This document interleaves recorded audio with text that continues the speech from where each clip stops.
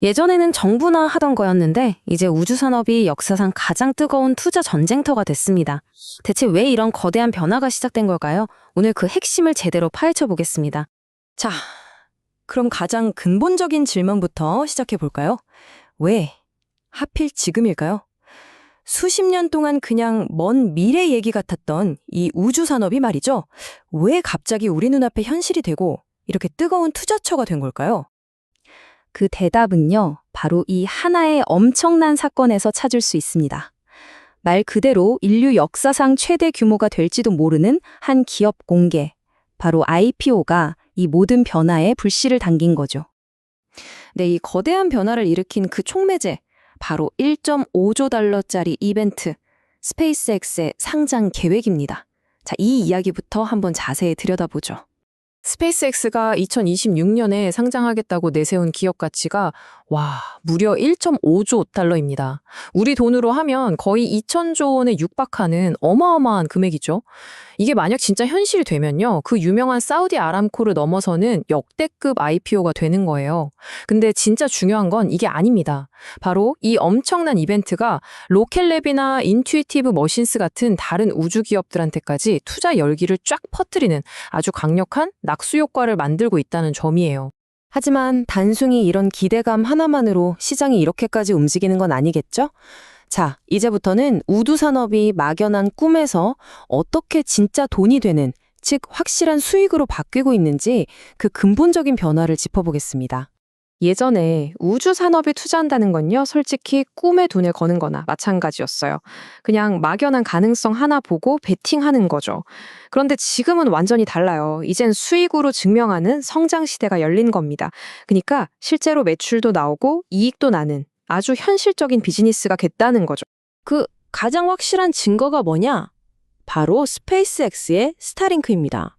전 세계에 위성으로 인터넷을 쏴주는 이 서비스가요, 드디어 흑자로 돌아섰습니다. 이게 뭘 의미하냐면요, 우주 기술이 더 이상 그냥 먼 미래의 꿈이 아니라 지금 당장 돈을 버는 진짜 사업이라는 걸 아주 명확하게 보여주는 그런 상징적인 사건인 거죠. 그렇다면 이 폭발적인 성장을 이끄는 구체적인 힘은 대체 뭘까요?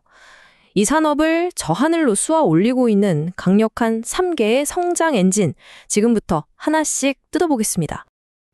그 세 가지는 바로 뉴 스페이스, 국방 예산, 그리고 도심 항공 모빌리티입니다.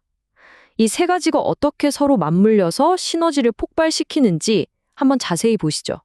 자, 첫 번째 엔진은 바로 뉴 스페이스 시대입니다. 이건 더 이상 정부가 아니라 민간 기업들이 혁신을 이끄는 시대를 말하는 건데요. 특히 한 번 쓰고 버리는 게 아니라 계속 재사용할 수 있는 초대형 로켓, 스타쉽 있잖아요. 이게 대량 생산되기 시작하면 우주로 1kg 보내는 비용이 수만 달러에서 단 몇백 달러 수준으로 뚝 떨어질 수 있습니다. 이게 무슨 뜻이겠어요? 바로 우주에 데이터 센터를 짓거나 지구에선 만들기 힘든 물질을 제조하는 것처럼 정말 영화에서나 보던 산업들이 현실이 될 수 있다는 겁니다. 두 번째 엔진은요, 바로 어마어마한 국방 예산입니다. 이제 우주는 그냥 하늘이 아니라 육해공을 잇는 새로운 전쟁터, 아주 핵심적인 군사 전략 공간으로 여겨지고 있거든요. 그래서 미국은 아예 우주군까지 만들고 골든돔 같은 우주 방어 시스템을 까는데 천문학적인 돈을 쏟아붓고 있어요. 이건 관련 기업들 입장에서는 정말 안정적이면서도 거대한 기회가 되는 거죠. 그리고 마지막 세 번째 엔진, 바로 도심항공 모빌리티 UAM입니다. 우리가 흔히 하늘을 나는 택시라고 부르는 바로 그거죠. 조비 에비에이션 같은 회사들이 빠르면 2025년부터 상업 운항을 시작한다고 하는데요. 이게 왜 중요하냐면 기존의 항공산업과 우주산업 사이의 경계를 완전히 허물어버리면서 하나의 거대한 통합 항공 우주 시장을 만들어내고 있기 때문입니다.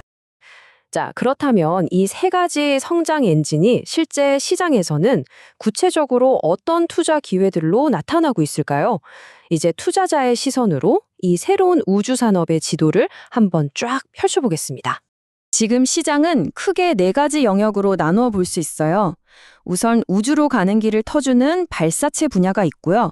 그리고 스타링크처럼 우주에서 통신 서비스를 제공하는 위성 통신 분야가 정말 치열하게 경쟁하고 있죠.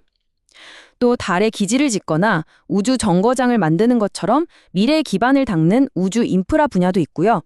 마지막으로 아주 안정적인 국방 계약을 바탕으로 우주 쪽으로 사업을 확장하고 있는 전통적인 방산 기업들도 있습니다.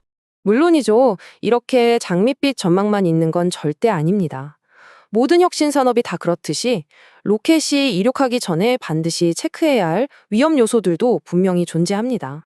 첫 번째 리스크는 바로 고평가 문제입니다. 일부 기업들 주가를 보면요, 아직 실현되지도 않은 저 먼 미래의 기대감까지 너무 빨리, 너무 많이 반영한 경우가 있어요. 이건 무슨 말이냐면 작은 뉴스 하나에도 주가가 막 위아래로 엄청나게 흔들릴 수 있다는 거니까 투자할 때 이런 극심한 변동성은 꼭 각오하셔야 합니다.